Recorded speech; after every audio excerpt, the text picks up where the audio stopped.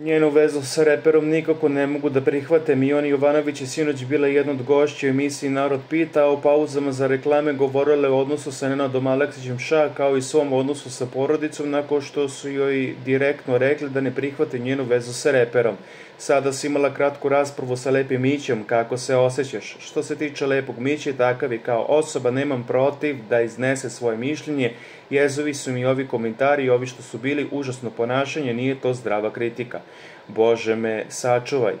Da li misliš da ljudi imaju pogrešnu sliku o vašem odnosu? Nije to pogrešna slika, to je naš odnos koji je bio, nije bio sjajan i bajan, ali se popravlja sada.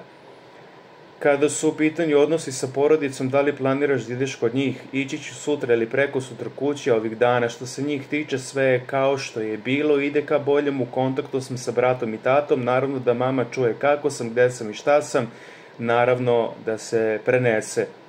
Ali nisu i dalje za to da budem sa reperom.